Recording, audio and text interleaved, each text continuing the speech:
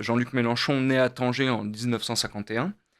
Donc il ne naît pas sur le territoire historique français. Première indication.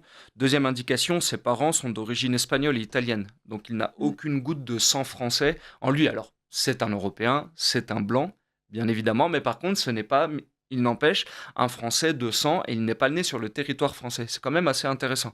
Et d'ailleurs, quand il fait partie de la cohorte de rapatriés en 1962, il atterrit à Yvetot, donc en Normandie, et pour lui, en tout cas, lui, c'est comme il le rappelle, comme il le romance, peut-être aussi, c'est une vraie rupture, une vraie fracture.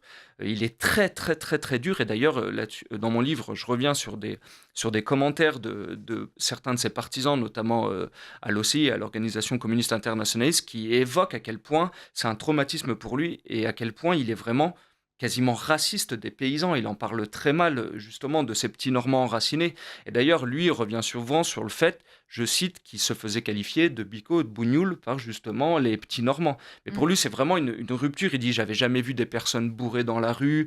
Au Maroc, les gens se tenaient. Donc il y a vraiment un fantasme autour de ce Maroc idéalisé. Et d'ailleurs, quand il parle de l'Europe, c'est pas l'Europe de Brest à Vladivostok. C'est l'Europe du bassin méditerranéen. C'est l'Europe romaine. C'est pour ça qu'il dit, entre guillemets, nous avons plus à voir et nous avons une destinée de commun avec les Marocains, les Algériens et les Tunisiens, plus que nous avons une destinée avec les Allemands, les Estoniens, les Finlandais, etc., etc.